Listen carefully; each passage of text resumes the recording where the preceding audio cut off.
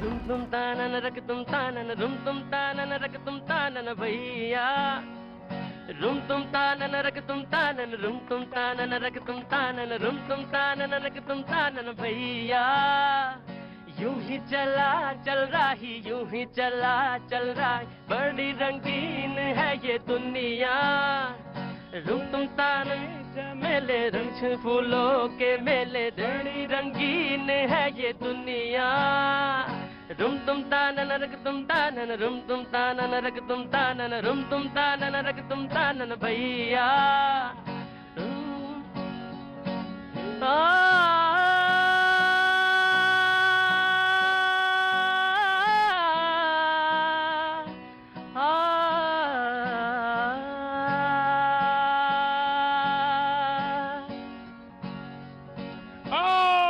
भैया जी कहीं में आपका एक बार फिर स्वागत है। देश को जवाब दो में आज बातचीत के सिलसिले को शुरू करेंगे। जी हां, आज दिन शनिवार है और देश को जवाब दो में बातचीत का सिलसिला होता। मुझे मालूम है आज प्रोग्राम बहुत छोटा होता है और 6:24, 6:25 तक हम आपसे मुखातिब रहेंगे। सबसे पहले जो हमारे मेहमान लगभग जो आ गए हैं मैं उनसे बात करूं। उससे पहले 2-4 मिनट लोग जो जनता मौजूद है मैं उसकी तरफ मुखातिब होना जरूरी समझता हूं, इसलिए कि मेहमान पूरे आ जाएंगे और बातचीत की जो सिलसिला है वो शुरू हो जाएगा। जी हां, आज का मुद्दा मैं ये मान के चलता हूं कश्मीर के मुद्दे पे आज जो बातचीत होनी है। अनंतनाग में जो सबसे प्रभावित इलाका रहा है कश्मीर का, वहां पे कर्फ्यू में ढील है। सामान्य जनजीवन जो होता है जिसे लोग कहते हैं उसकी तरफ बढ़ता हुआ दिखाई पड़ रहा है और कर्फ्यू में ढील दिखाई दी। मैं आ रहा हूं, आपके पास आऊंगा। कर्फ्यू में ढील दी गई तो ये तमाम सारे चीजें जो हैं कश्मीर वैली में दिखाई पड़ रही हैं और ये माना जा सकता है कि जीवन जो है सामान्य की ओर बढ़ रहा है।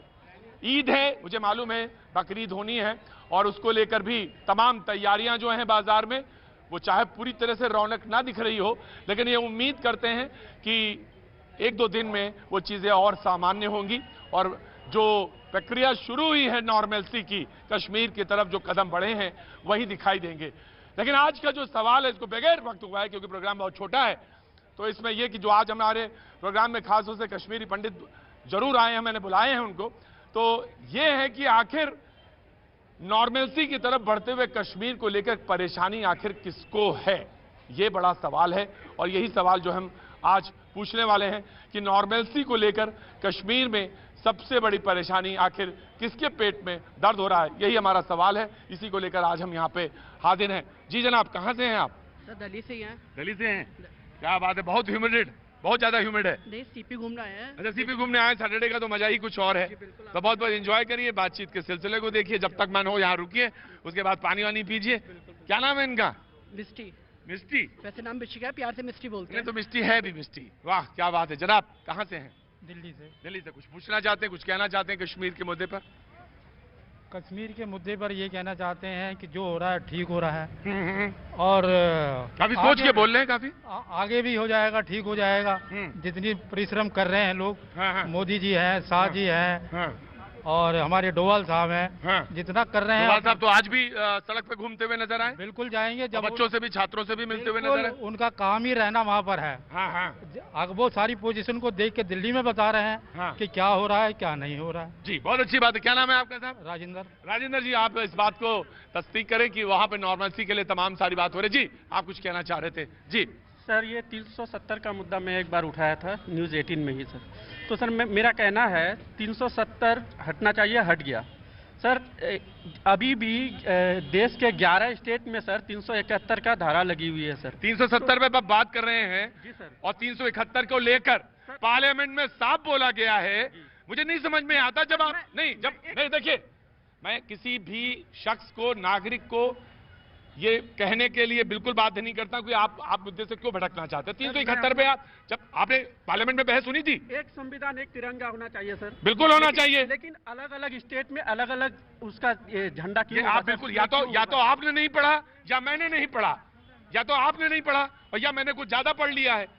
ये एक ही चीज हो सकती है। जनाब अली, क्या नाम है आपका? कैसर रजा। कैसर रजा साहब, बहुत बहुत स्वागत है। और इस मुल्क में सवाल पूछने की पूरी आजादी है। सवाल जरूर पूछिए, लेकिन जरा थोड़ा सा दुरुस्त करके पूछिए। मुझे कोई भी एतराज नहीं। आपको लगता है कि 371 भी हटाई जानी चाहिए? ये 370 के रिएक्शन में आप कहते हैं 371 हटा दीजिए। नहीं सर 370 के लिए मैं भी मांग किया था सर, मैं हाँ। स्टूडियो में इसका ये किया था सर। जी जी, मैं ये मुद्दा उठाया था सर। आपकी बात ही को तो सुना गया, जैसे बाकी किसी की बात सुनी नहीं, यहाँ भी की आवाज सुनी गई है। जनाब क्या नाम है? बहुत बहुत शुक्रिया कौशल साहब, बैठिए। जी जी खालिद पठान नाम है, मैं मेरठ से हूँ।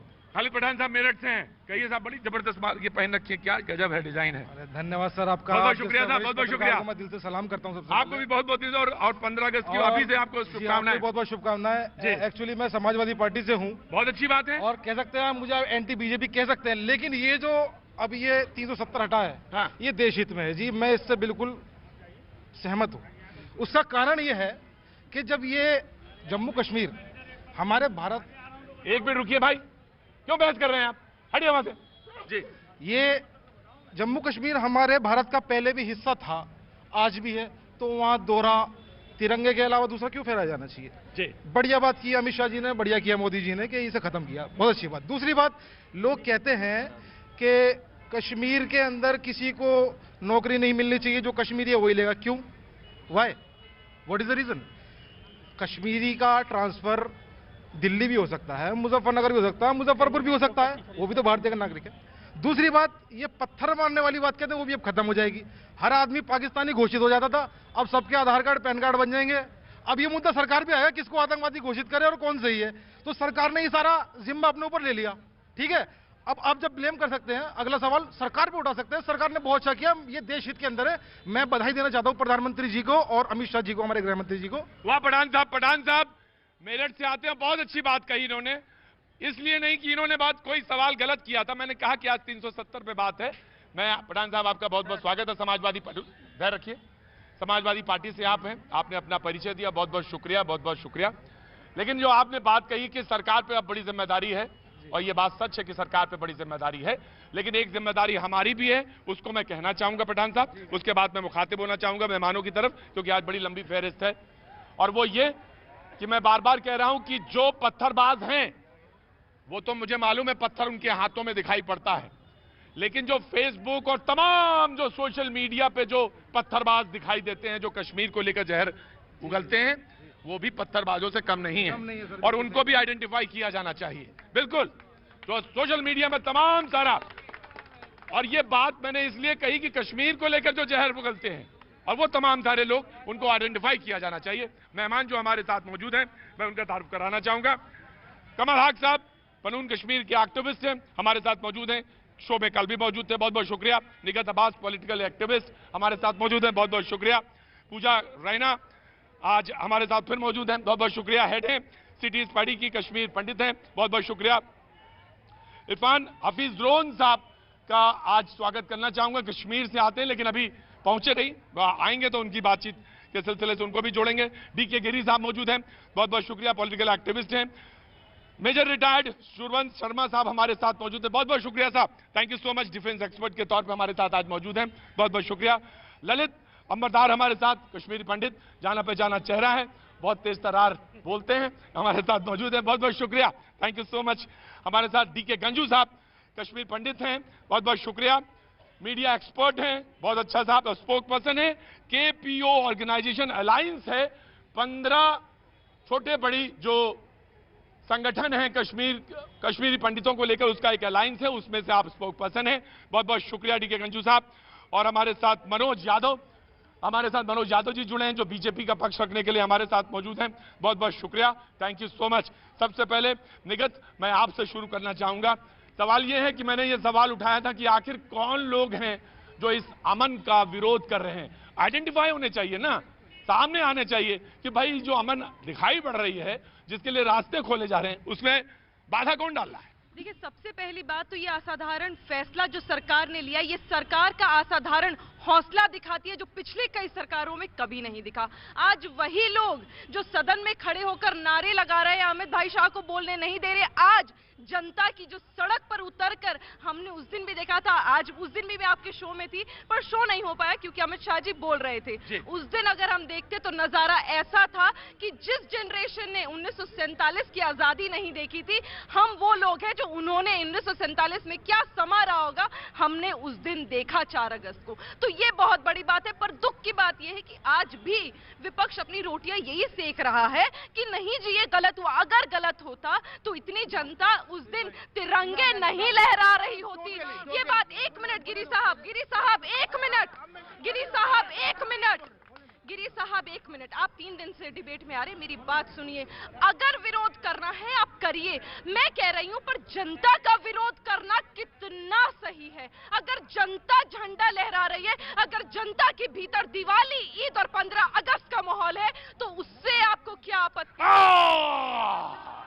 सवाल यह है कि अगर जनता खुश है, 15 अगस्त, 26 जनवरी, ईद, बकरीद मनाना चाहती है, तो why you are commenting? D K Giri साहब क्यों ऐसा कह रहे हैं आप? मैं ये कह रहा हूँ, मैं इसका विरोध कर रहा था कि हमने सपोर्ट किया, ये हमने 370 को हटाने का सपोर्ट किया। लोकतंत्र में लोग विरोध करेंगे। हम, आपका क्वेश्चन था अमन से कौन विरोध कर रहा है? अलगाववादी, आतंकवादी, पाकिस्तानी, वो लोग नाखुश हैं। हमारे देश के जो पॉलिटिकल पार्टीज हैं अपना मत रख रहे हैं, हाँ।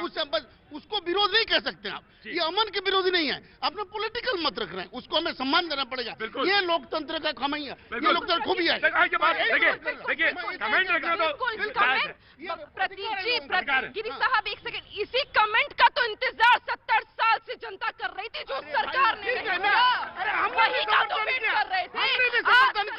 लेकिन हम ये कह रहे हैं, आप लोकतंत्र को खत्म नहीं कर सकते, तानाशाही नहीं ला सकते। ये पाकिस्तान नहीं है। Sir, I am coming. जी मेजर। जय हिंद।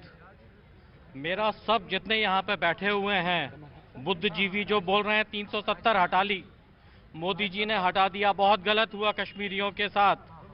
ये बताइए 1947 का जब बंटवारा हुआ था हिंदुस्तान और पाकिस्तान का, कितने बुद्धिजीवियों से पूछा गया था कि हिंदुस्तान और पाकिस्तान का बंटवारा होना चाहिए? मोदी साहब ने जो ये डिसीजन लिया है, किसी ने भी आज तक ये पूछा फौजियों की राय क्या है? जो फौजी वहां पे अपनी फैमिलीज को छोड़ के वहां पड़े हुए हैं और शहीद हो रहे हैं। आज 30 साल हो गए। 1990 में ये जो मिलिटेंसी थी स्टार्ट हुई थी, 1989 में स्टार्ट हुई थी। आज 2019 चल रहा है, कितने लोग शहीद हो गए?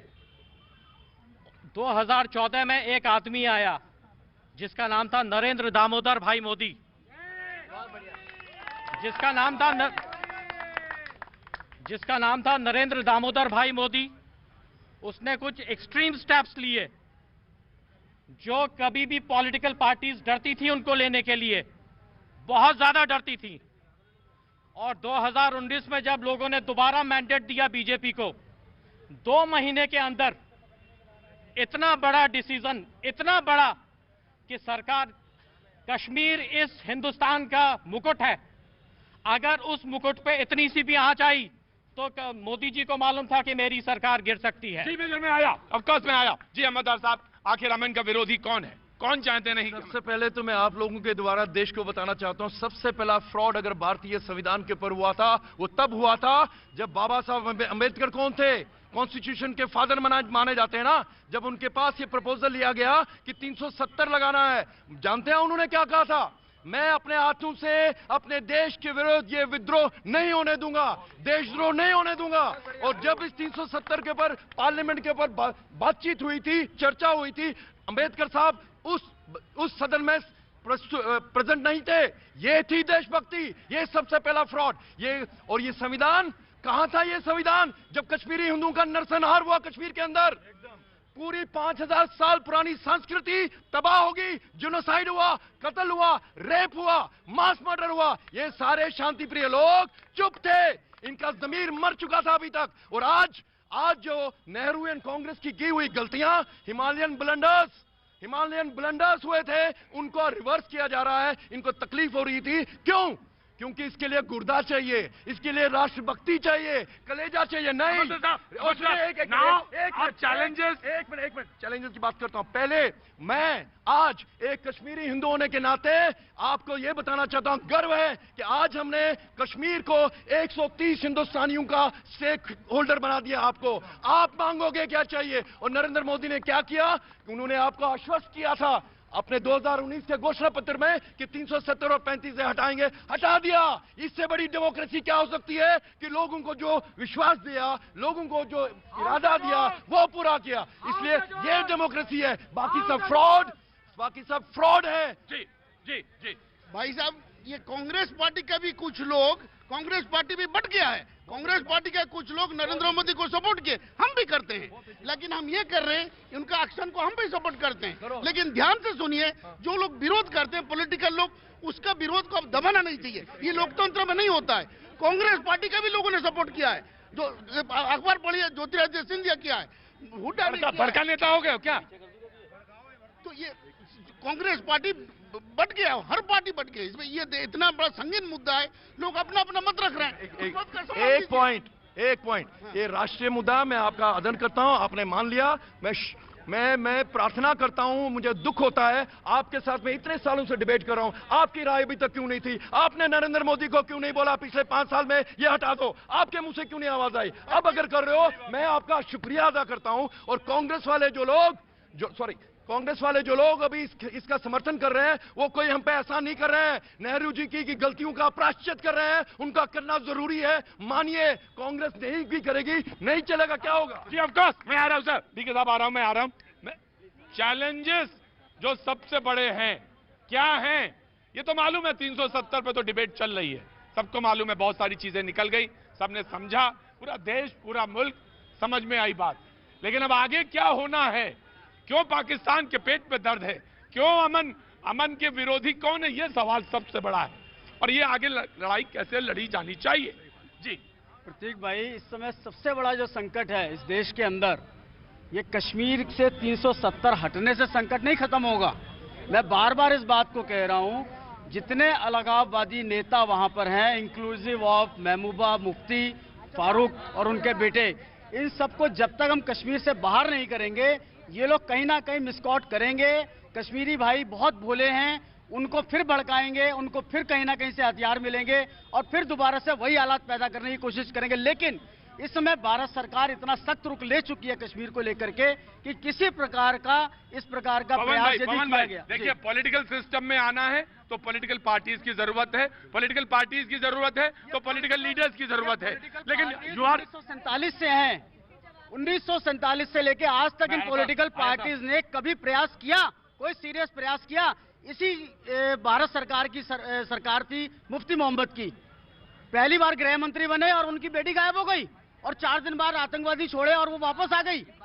मतलब यही पॉलिटिकल पार्टीज एग्जिस्ट करती थी, कोई नई पॉलिटिकल पार्टीज नहीं थी।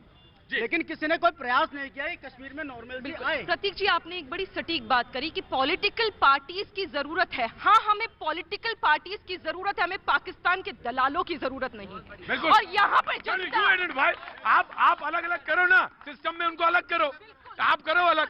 वही तो करा है। आज अगर उनकी ताकतों को कश्मीर में चौक करा गया, अगर महबूबा मुफ्ती को, फारूक अब्दुल्ला को जाकर उन्हें अगर नजरबंद, उमर अब्दुल्ला को जाकर नजरबंद करा, वो इसीलिए क्योंकि जरूरत थी। अगर उनके वो सियासत के हाथ पैर नहीं काटे जाते तो मानिए कश्मीर एक बार पंडितों को निकाल चुका है, अगली बार ऐसा ना होता कि शिया सुन्नी करा के शियाओं को अलग और सुन्नियों को भी अलग कर दिया होता। वो दिक्कत हमें बचानी है। जी जी जी, ये पेसिमिस्टिक बातें तो हैं प्रतीक जी जो सब लोग कर रहे हैं, लेकिन हमारे प्रधानमंत्री जी ने एक बात बहुत साफ कही है। उन्होंने ये कहा कि कश्मीर के लोग आगे भी अपने रिप्रेजेंटेटिव्स चुनते जाएंगे जैसे अब तक चुनते आ रहे थे, तो लोगों को तो परेशानी कहीं है नहीं। और अगर हम माइनॉरिटी की बात करते हैं जो वहां से आवाज उठाते हैं, आपको पता है चंद 15% लोग वहां से शिकायत कर रहे हैं, बाकी तो वहां पर डोगरा हिंदू भी रहते हैं, गुज्जर भी रहते हैं, बुद्धिस्ट भी रहते हैं, वो सब खुश हैं। हम उनकी खुशी ना मनाएं। ये 15% लोग जो वैसे भी बिके हुए हैं, बदमाशी करने पर तुले हुए हैं, हम उन्हीं की बात करते जाएं। बिके हुए शब्द का जो उल्लेख है ये दूसरी बार हो रहा है। एक शब्द आपने भी इस्तेमाल किया है, एक बिका हुआ शब्द और इस्तेमाल हुआ था। मिलोजान कभी गंजू साहब, क्या सबसे ज्यादा दिक्कतें क्या आने वाली है, रोड मैप क्या है? जी जी जी, देखिए, सबसे पहले मैं आपके माध्यम से अपने भाइयों को ये बताना चाहता हूं कि विरोध कौन कर रहा है। देखा जाए तो विरोध कहीं नहीं है। आप बदकिस्मती हमारी ये है कि कश्मीर का नाम जब आप लेते हैं तो आप भूल जाते हैं कि कश्मीर श्रीनगर के आसपास का इलाका नहीं है। कश्मीर बहुत विशाल, एक बहुत बड़ी घाटी है। इसमें कितने भाई बहन रहते हैं, डिफरेंट सेक्ट्स हैं और डिफरेंट लोग हैं। आज आप देखेंगे कश्मीर के इनको छोड़कर, इस महदूद एरिया को छोड़कर या इस ग्रुप को छोड़कर, मैं ग्रुप का नाम देना चाहूंगा, ये जो एक ग्रुप है जिन्होंने अभी तक हमें बर्बादी की तरफ लेते रहे लगातार, उनको छोड़कर आप देखिए कश्मीर में खुशी है।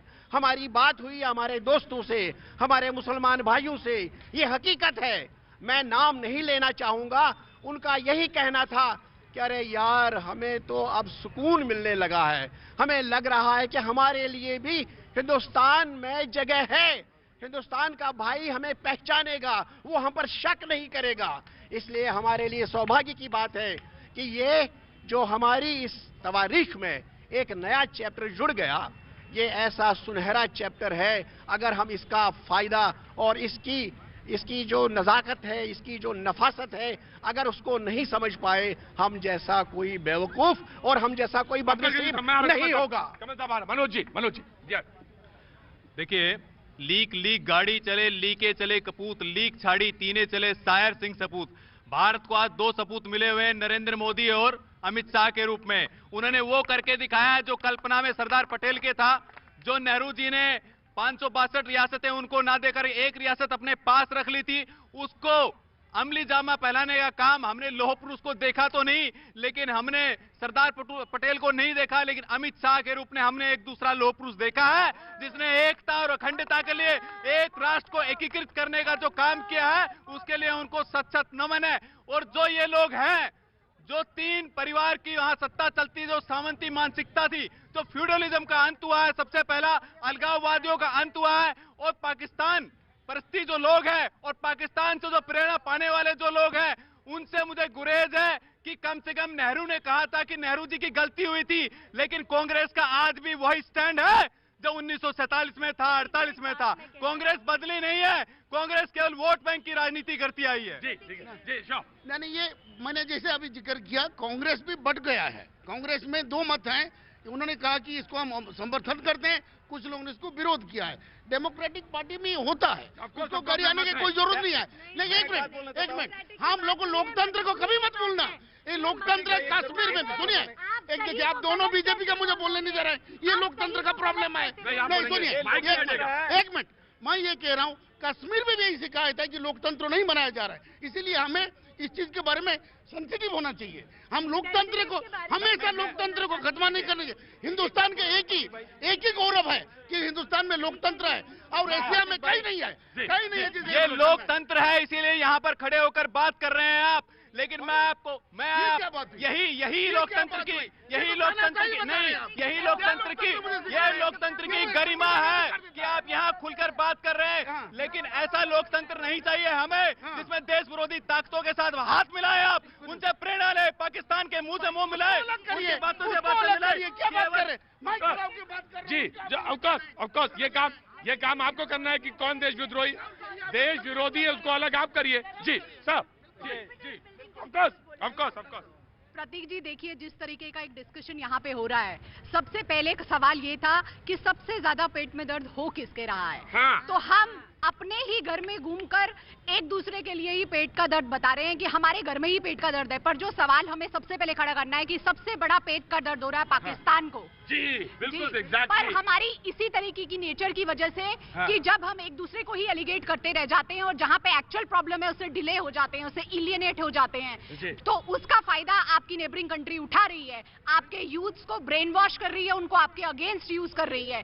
क्योंकि उस समय हम आपस में एक दूसरे से बहसने में मौजूद है। पर 370 से एक सबसे अच्छी बात जो मेरे अपने एज ग्रुप में जो मैंने सीखी और मैं देख रही हूँ कि आज तक इस पूरी मेरी 32 years of age of life में किसी ने मेरे से दिल्ली में ये नहीं पूछा कि क्या आप कश्मीरी पंडित हैं। पर अगर मेरा फोन का इनबॉक्स आज आप देख लें तो वो सारे लोग जिन्होंने जो मेरे से स्कूल में पढ़े हैं, कॉलेज में पढ़े, I am full of congratulatory messages कि आपकी जीत हुई है। अरे जीत तो हमारी तब भी हुई थी, सडनली 370 से मुझे बहुत प्रोमिनेंस मिल गई है। हर किसी को मेरे दर्द में दर्द महसूस हो रहा है, पर वो दर्द तो तब भी था जब मैं आपके साथ आके मिल गई और आपको महसूस भी नहीं होने दिया कि हम कहीं से हमारी रूट्स उखड़ कर आई हैं। सो इतना एग्रेशन किस चीज पे है यार? आप पीस पे कंसंट्रेट करिए। 370 को लेकर आए हैं, बहुत अच्छी बात है, उसको इंप्लीमेंट तो होने दीजिए। लड़ झगड़ कर उसको खराब करने में अच्छी बात है, अच्छी बात है। कमल भाई साहब बहुत बढ़िया बात कही उन्होंने कि आप मैं कहीं से एलिनेट होकर आए, कहीं से विस्थापित होकर आए थे, यहाँ पे आके जमे, कम से कम जमने तो दीजिए, फिर हम आते हैं। जी जी सर, सबसे पहले तो सर मैं कुछ टर्मिनोलॉजी ठीक करना चाहूंगा। जो लोग इसका विरोध कर रहे हैं उनको हम बुद्धिजीव कहते हैं, वो वास्तव में बुद्धिहीन लोग हैं। और जैसे यहाँ पे तिरंगा शान से लहरा रहा है, अब कश्मीर में भी शान से लहराएगा और इंडियन आर्मी उसको इम्प्लीमेंट करेगी। और मोदी जी ने बहुत बढ़िया काम किया है। और जैसे हम जैसे जो टेररिस्ट ऑर्गेनाइजेशन होती है उसके जो मास्टरमाइंड होता है उसको मास्टरमाइंड कहते हैं, जैसे वो डर्टी माइंड होता है इंस्टीड ऑफ। मगर जैसे हम बुद्धिजीवों को बुद्धिजीव कह के उसका महिमा मंडन करते हैं, उसकी जगह में बुद्धिहीन कहना चाहिए उन लोगों को। बुद्धिजीवियों को बुद्धिहीन कहना चाहिए। जी जी जी जी जी, उन जैसे बुद्धिजीवियों को। हाँ हाँ हाँ ठीक है जी, उन जैसे बुद्धिजीवियों को। जी मैं आया मुझे लगता है मोदी जी ने जो भी हमारे देश के लिए किया वो बहुत अच्छा है और उनका ये काम भी जो है सराहनीय है। हेड्स ऑफ है मोदी जी को। जी कहाँ से हैं आप? हम हरियाणा भिवानी से। भिवानी से, हरियाणा से हैं और भिवानी से कहते हैं कि साहब बहुत अच्छा काम है। मैं आया सर, आया of course sir, I am coming जी। कश्मीर से सर मैं कल कश्मीर में था। कल? जी हाँ, हाँ। वहाँ पर किसी भी तरह का टेंशन नहीं है। हाँ। किसी भी तरह का टेंशन नहीं, सब खुश है, सिवाय एक नेट नहीं है, बाकी सब खुश है। एक नेट नहीं है, नेट हाँ वो नहीं है, बाकी सब कुछ ठीक है। अगर नेट आ जाए तो और खुशी आ जाएगी। बहुत खुश है, सबको ही खुश है। बोले कि हम अब पहले क्या होता था कि जम्मू कश्मीर वाले सिर्फ अपने पास जमीन रखते थे, खुद के जो 370 जम्मू में लगे हुए हैं, लद्दाख में लगे हुए हैं, वहाँ किसी को नहीं देता था जमीन, सिर्फ कहता था मेरे को मेरा ही चाहिए। अब ये जम्मू वाले कहते कि चलो हम तो जाएंगे, हम आप नहीं जाएंगे लेने के लिए, तो ये जम्मू वाले कम से कम देंगे, वो खुश होंगे, उनका व्यापार चलेगा। तो आप क्या काम करते हैं? व्यापारी हैं? नहीं, हम टूरिस्ट हैं। अच्छा, वैष्णो देवी में से। जब वैष्णो देवी में से। जी जी जी जी जनाब, बड़े दिनों बाद आए आप। हाँ सब ठीक है ना? बहुत बढ़िया। हाँ आपका एक तो चैनल इतना प्रसिद्ध है और कितना कामयाबी के साथ बात को आप रखते हैं। जी। मगर ये बताइए कि इनके पेट में दर्द क्यों हुआ? अगर वहाँ की जनता को सुकून मिल रहा है, उन्हें अब आजादी असली अब मिली है, तो इनके पेट में क्यों दर्द है? इनके पेट में क्यों दर्द है? देखिए बहुत अच्छी बात कही कश्मीरी पंडित इन्होंने। जब ये कदम वहां से विस्थापित हुए थे तभी ना तकलीफ नहीं हुई थी, और आज उन्हें सुकून मिला है। अभी वो वहां जा नहीं रहे, अभी वहां पर विस्थापित होंगे। मगर जब पूछा जाए कि 1989 के अंदर किस तरीके से 5 लाख हिंदुओं को वहां से विस्थापित कर दिया गया, माताओं बहनों के साथ इज्जत का खिलवाड़ किया, तब इनके पेट में दर्द नहीं हुआ था, तब ये लोकतंत्र की बहाली के लिए नहीं कुछ कर रहे थे। और आज क्यों? उन्होंने बोला कि सबसे ज्यादा पेट पे दर्द अगर है तो पाकिस्तान के पेट में दर्द है। पाकिस्तान को मरने दो, वो अपने आप मर जाएगा। अरे 56 इंच का सीना दिखा दिया, अब उसे जरूरत नहीं है, मर जाएंगे साले वो अपने आप ही। अरे वो मर जाएंगे अपने अरे आप ही। भाषा की गरिमा बचा रही है। जी जी जी मैं आ रहा हूँ। जी जी जी जी मैं जम्मू कश्मीर से हूँ जी। और अगर सबसे बड़ी डेमोक्रेसी है, हमें इस डेमोक्रेसी पे गर्व है, हमें इस सेकुलर इंडिया पे गर्व है। लेकिन हमारा गिला एक चीज़ से है कि अगर हमारे हक में ये कानून बनाया गया है, अगर हटाया गया है, 370 का एब्रोगेशन हुआ है हमारे हक में, तो हमें सेलिब्रेट करने दिया जाए, हमें बाहर आने दिया जाए। हमारी खुशी के लिए किया है। हमसे पूछा जाए, हमसे कश्मीर से, आप कश्मीर वैली से ना कि हमारे जी। एक मिनट, मैं उन कश्मीर के उन लोगों से अपील करता हूं कि आज तक 30 साल में आपने वो जो बुड़ाव, कश्मीर जहाज का जो बुड़ाव है, उस गिलानी, वो हर महीने जब कैलेंडर निकालता था तब आप कभी नहीं बोले। कश्मीर के मंदिरों में पिछले 30 साल से घंटी नहीं बजी तब आपको तकलीफ नहीं हुई। जामा मस्जिद के अहाते में डीएसपी अयूब पंडित का कत्ल होता है तब आप चुप रहे।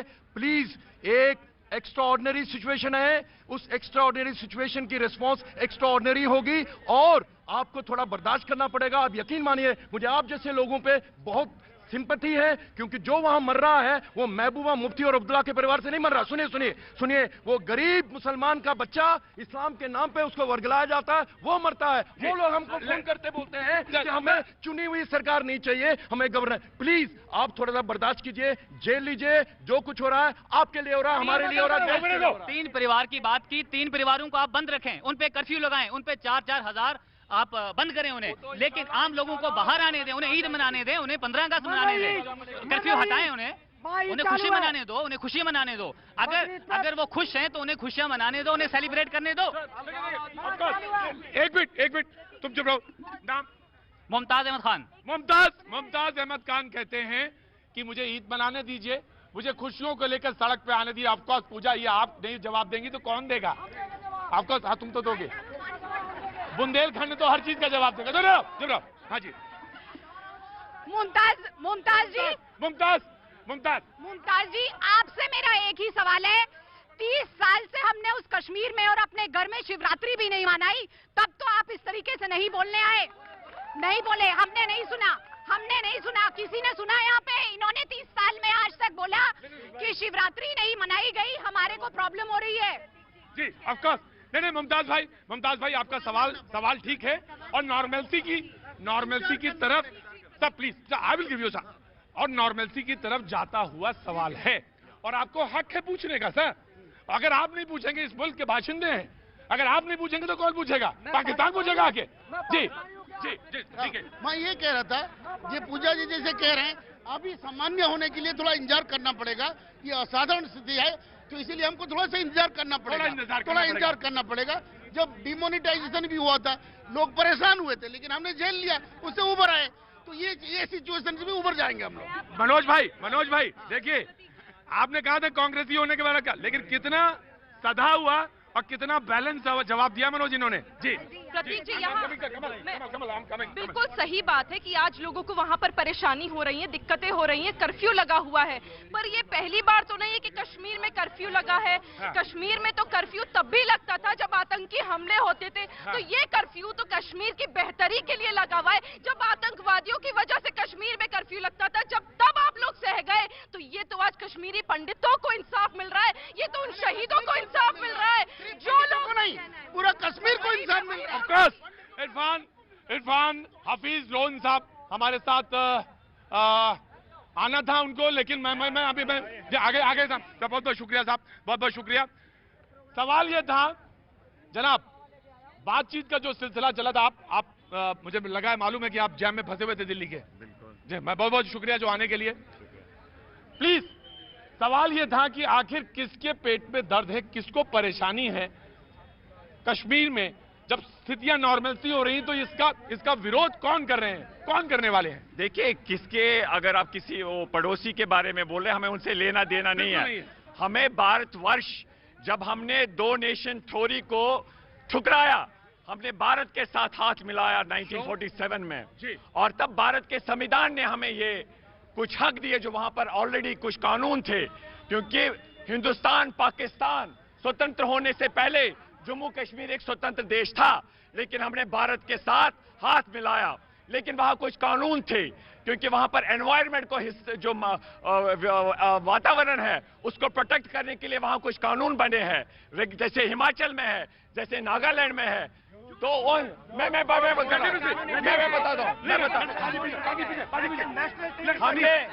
हमने तो उसके बाद हमें नो एक भी शख्स ना तो ओ करेगा ना आ करेगा। ये सवाल, ये आप कहते हैं ना बाशिंदे हैं, ये मेरा मुल्क है, तो ये मेरा मुल्क है, मैंने कंधे से कंधे लगा के खड़ा हूं। और अगर ये शख्स सवाल नहीं पूछेगा अपने देश में, तो कहां जाके पूछेगा? आपको हक है, सवाल पूछिएगा जब मैं आपके पास आऊंगा। आप बोलिए। बोल रहा हूं, मैं भारत के संविधान में बोल रहा हूं। मुझे परसों भारत के प्रधानमंत्री जो है नरेंद्र मोदी जी, उन्होंने कहा जो कश्मीरियों में है कोई कंसर्न, कोई शंका है, हम उनसे बात करेंगे। इसलिए मैं मोदी जी से कहता हूं, नरेंद्र मोदी जी से, कि जो धारा 370 या जिन चीजों पे हमें जो वादे हुए थे, जो हमसे छीन लिया गया है, हमारे राज्य का विभाजन हुआ है जम्मू कश्मीर का, तो हम ये कहते हैं कि हमारे साथ ये अन्याय है। हिस्टोरिक ब्लंडर, वो एक एरर थी, वो एक गलत फैसला हुआ था, वो किसी के हक में नहीं। कल अगर बिहार में कहते हैं भ्रष्टाचार को खत्म करने के लिए हमने ये किया, अगर बिहार में भ्रष्टाचार है, तमिलनाडु में भ्रष्टाचार है, क्या रातों रात उस राज्य को बांटा जाएगा? बिहार को पूछने के बिना, बिहार को विश्वास में लेने के बिना। सर ना please please please silence. Bihar में सर पानी वाली लगो sir. Bihar of course sir, I will give you time sir. Bihar को बांटा नहीं जाएगा, बिल्कुल बिहार को बांटा नहीं जाएगा। लेकिन सर मुझे ये बताइए कि हर जुम्मे को बाहर निकल के क्या तिरंगे को जलाया जाएगा? पाकिस्तान जिंदाबाद के नारे होंगे? हम उसके साथ नहीं है। मैंने पहले कहा हम भारत के संविधान में ये ढूंढ रहे हैं और भारत इसका अनुमति देता है। भारत के और मुझे भारत के प्रधानमंत्री नरसिम्हा राव जी ने कहा कि शॉर्ट ऑफ आजादी sky will be the limit. आइए भारत के संविधान में कश्मीरियों बोलो क्या चाहिए। Let the window open. हमें था लेट द विंडो ओपन। अगर कोई चीज खाई है तो उसको भरने की कोशिश होनी चाहिए। आई विल कम इन। ये जो झूठ और फरेब की अफीम आज तक कश्मीर के मुसलमानों को खिलाई गई कि हिंदुस्तान ने जब कश्मीर का भारत के साथ विलय हुआ था तो किन्हीं कंडीशंस पे हुआ था, नहीं, सबसे बड़ा झूठ। 500 से ज्यादा जितने भी प्रिंसली स्टेट से वही डॉक्यूमेंट साइन किया था, कॉमा, फुल स्टॉप, हाँ वही शब्दावली भी थी, वही कश्मीर के अंदर थी। और 370 कब आया जी? 370 किस सन में आया था? 370 कब हुआ? और विलय कब हुआ था? मैं आपको बताता हूं, सुनिए, मैं आपको बताता हूं। जो बाकी रियासतें थी जिन्होंने इंस्ट्रूमेंट ये किया, लेकिन उन्होंने उसके बाद सप्लीमेंट्री इंस्ट्रूमेंट किया। लेकिन जैंड के एक स्टेट है जिसने सप्लीमेंट्री। झूठ, यही झूठ कश्मीर के गरीब मुसलमानों को खिलाया जाता है, इसलिए वो आज मर रहे हैं इस्लाम के नाम पे। सुनिए, मैं अभी आपको बता चुका था, जब 370 की वार्ता पार्लियामेंट में आई तो अंबेडकर साहब ने क्या कहा था? मैं ये देशद्रोह अपने हाथों से नहीं होने दूंगा। इसको ये बोलते हैं समझौता। कोई समझौता नहीं था, हकीकत ये थी that was temporary and there was no precondition. Supreme court ने कहा, एक मिनट, एक सुनो, अरे सुप्रीम कोर्ट परमानेंट है। और मैं बताना चाहता हूं भारतवासियों, धारा 370 अगर टेम्पररी था, लेकिन इसे सबको खत्म नहीं किया है। धारा 370 अभी भारत के संविधान में। सुनिए, हाँ बहुत अच्छा बोल रहा है। हाँ सुनिए, अगर दोबारा बताता हूं, 370 और 35 से यार 370 और 35 से क्यों लाया गया? जब आपने दिल्ली के अंदर बोला कि हम 2 नेशन थ्योरी को नहीं मानते, कश्मीर के अंदर कश्मीर में इस्लामीकरण करने का एक ही कारण था और ये कहा गया। शेख अब्दुल्ला ने बोला कि मुझे यहाँ का इस्लामी मेजॉरिटी कैरेक्टर चाहिए। अब्दुल्ला संविधान में विश्वास रखने वाले लोगों के लिए था। मुझे मालूम है चर्चा बड़ी है, मुझे मालूम है ये चर्चा बड़ी है, लेकिन हाथ बहुत सारे। लेकिन आज प्रोग्राम छोटा है क्योंकि देश को जवाब दो में बात हो रही है। फिर मिलेंगे आपसे।